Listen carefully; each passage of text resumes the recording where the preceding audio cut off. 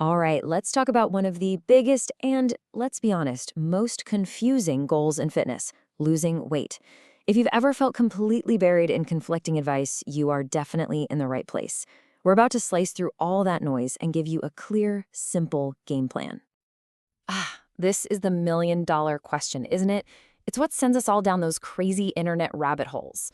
Should I be doing cardio? Should I be lifting weights? Is there some secret workout I'm missing out on? It feels overwhelming, but I promise you the answer is way simpler and a lot more empowering than you think. So here's our roadmap for today. First, we'll put the whole weight loss puzzle together. Then we're going to dive into 3 different toolkits of exercises: the big calorie burners, the metabolism boosters, and what I call the low-impact powerhouses. And finally, we'll wrap it all up into a blueprint that you can actually use. Okay, let's get into our first section, the weight loss puzzle. Look, before we even talk about a single squat or sprint, we have to get the basics right. Think of this as the foundation. If you nail this part, everything else just clicks into place. Here's the core idea, and it's pretty simple. The best exercise for weight loss isn't just one thing. It's a triple threat. First, it burns calories while you're actually moving.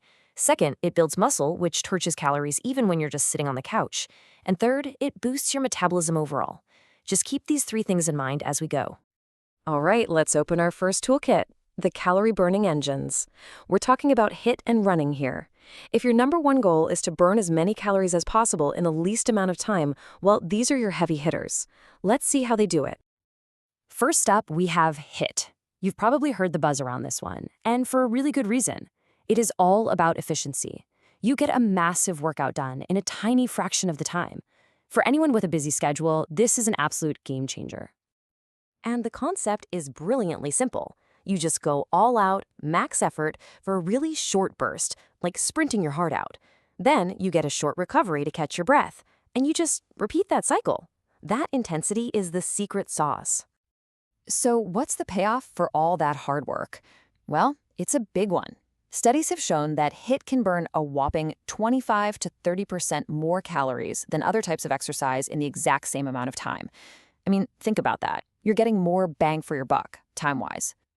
And of course, you can't have a conversation about burning calories without talking about the undisputed classic, running. It's so effective, you need basically zero equipment, and you can do it pretty much anywhere. It is a cornerstone in any weight loss playbook. And the numbers really do speak for themselves. Take someone who weighs about 155 pounds. In just half an hour of running, they can burn anywhere from 300 to 400 calories. It's just a super reliable, proven way to get results. Okay, so we've covered burning calories during a workout. But now, let's shift gears and talk about our next toolkit, the metabolism booster. This is where we get strategic. This is about turning your body into a more efficient 24/7 calorie-burning machine. Now this is such a crucial difference to understand. Cardio is amazing for burning calories right here, right now. But strength training, it has a secret weapon called the afterburn effect.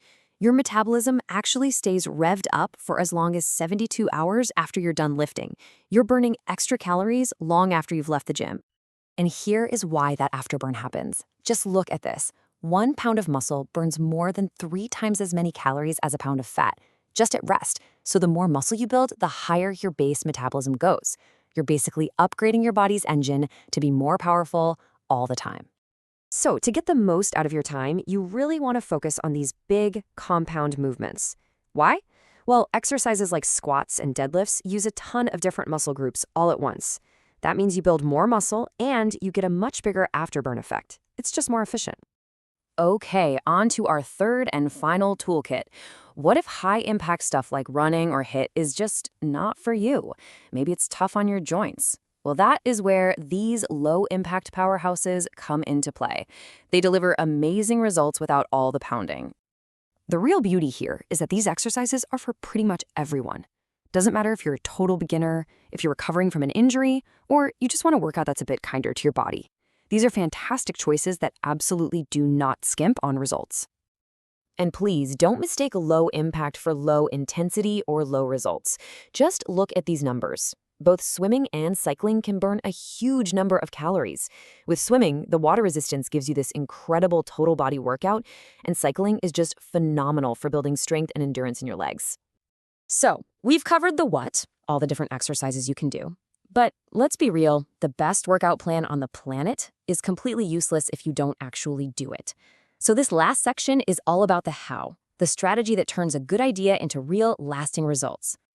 The real secret sauce is bringing everything together. So first, you want to mix cardio and strength training to get the best of both worlds. Second, you have to keep challenging yourself by slowly making things harder. That's called progressive overload. Third, and this is huge, remember that consistency will always, always beat perfection. And finally, listen to your body. Rest is crucial. Oh, and of course, none of this works without solid nutrition. Now, if you're looking for a solid target to aim for, here you go. Health organizations recommend getting at least 150 minutes of moderate intensity exercise every week. That's your baseline. And if you break it down, that's just a little over 20 minutes a day. Totally doable, right? And that brings us to what might be the single most important point of this entire discussion. We've talked about HIIT, running, lifting, all of it. But the honest to goodness truth is that the best exercise is the one you actually enjoy enough to do week in and week out. If you despise running, don't run. Find something you love. That consistency, that's the magic ingredient. So there you have it. The whole playbook is laid out for you, from those high-intensity engines to the metabolism-boosting power of strength training. All the tools are right here.